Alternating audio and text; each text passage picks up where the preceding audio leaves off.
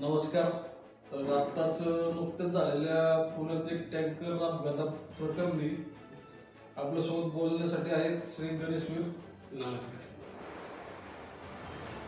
तर तुम्हाला असा प्रश्न आहे, काय चाललंय पुण्यात? म्हणजे आधी पोरशे, आता डायरेक्ट तुम्ही 400 टँकर दिलाय. तर हे पुण्याचं नाव खराब व्हायचं चाललंय. आता हे एकदा ड्रग्ज, एकदा टँकर. 18 वर्षाखालील मुलाला टँकर देणं म्हणजे किती रिस्क आहे ऍक्च्युली. तेच विषय म्हणजे पुणेकरांना काय महाराज ठरवलंय का काय मार्केट मारायच्या आता? पुण्याची लोकसंख्या आम्ही काय अशी कमी करणार नाहीये. आता देशात बघायला गेलं तर तसं 2023च्या सर्वेनुसार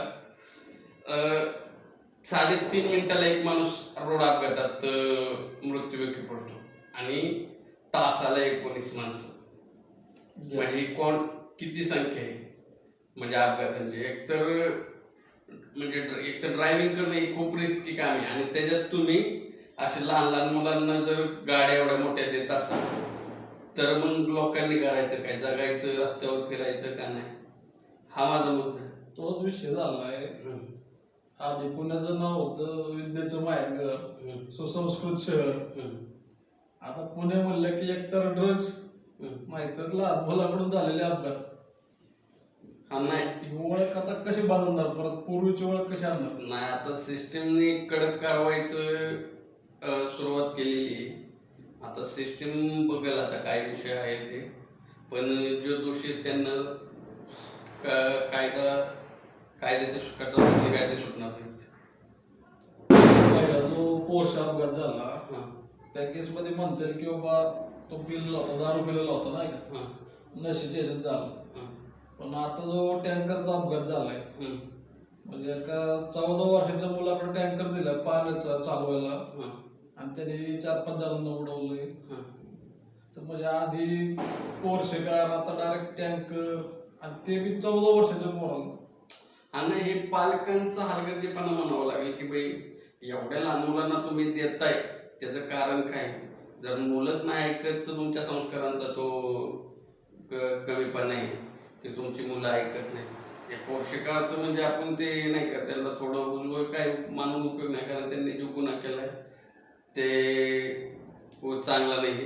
म्हणजे एवढ्या तरुणांना उडवलंय त्यांनी, 18च्या आतला ड्रायव्हर, आणि वडिलांनी त्याला फक्त पार्टीसाठी गेलो होतो, ते योग्य नाही. तर डायरेक्ट 2 जण मृत्युमुखी पडले. त्यामुळे आणि आजचा हा विषय म्हणजे कसं, ह्या कुस्ती खेळणाऱ्या मुलींचं प्रशिक्षण ते संतोष डोमे म्हणून त्यांचं प्रशिक्षक आहे, ते तिथं होते प्रसंगावधानाच्या वेळेस. समजा ते गाडीच्या खाली मुलगी गेली होती, समजा त्या मुलीला काय झालं असतं, तिच्या करिअरचं काय, तिच्या आई वडिलांनी बघायचं काय, मुलींचे किती करिअर बर्बाद होणार आहे, मुलांची करिअर बर्बाद आहे, ऍक्सिडेंट पाहिजे. म्हणजे तुमचा होतोय खेळ, बाकी त्यांना होते सजा. असा विषय झाला. साधा विषय की लहान मुलाकडे कोण ऍक्टिव्ह देत नाही, टँकर कसा काय दिला? आणि ऍक्च्युली एवढ्या मोठ्या गाड्या, ती ड्रायव्हरची इतकी रिस्क आहे ना की काय बोलायची सोय नाही. मग तुम्ही या लहान मुलांना देतच कशाला? टँकर अर्धा असेल, पलटी, त्याला अनुभव नाही, काही नाही. आता हे सर्वात सगळ्यांना माहिती आहे की पाण्याचे, दुधाचं टँकर वगैरे किती प्रॉब्लेम आहे, त्याला की अनुभव किती लागतोय, लोड असतो, लोड आहे, हक्का बसतो. मला तर प्रश्न पडला त्या पोराचा पाय तरी पुरत होता खाली ब्रेकवर. आता मग काय, आता काय खाली लाकडं लावले असतील, दुसरं काय. 14 म्हणजे काय, 14 वर्ष 8 महिने वय मुलाचं, चाललाय भाऊ बिंदास टँकर घेऊन. आणि हे म्हणजे आणि परत त्याच्यात प्रकरण दाबायचा प्रयत्न लोक करणार. मालक जर प्रकरण दाबायचं म्हणजे तुम्ही कोणती भावना घेऊन ते प्रकरण दाबताय?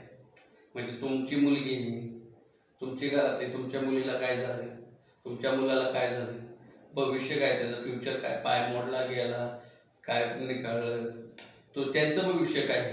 मग एखाद्याचं भविष्य तुम्ही तुमच्या ह्याच्यासाठी नाही हिरावून घेऊ शकत. तुमच्या हलगर्जीपणामुळे जीव गेला असते 5-6, तर त्यांनी काय बघितलं असतं? हा ना, तो बी आहे ना विषय. तोच मुद्दा तोच आहे की तुम्ही हलगर्जीपणा करून तुमचं मुलं ऐकत नाही, तुमचा कंटाळा आहे त्यामुळे मुलाला देताय. नक्की प्रॉब्लेम काय? आणि त्यांना शाळा शिकायच्या वयात तुम्ही जर टँकर एवढ्या मोठ्या मोठ्या गाड्या देताय हे कितपत योग्य आहे? तर 21 वर्षाच्या आत हेवीचं लायसन बी भेटत नाही, तर तुमच्या 14 वर्षापर्यंत तुम्ही गाडीचा बसवतायच कसं? तेच विषय.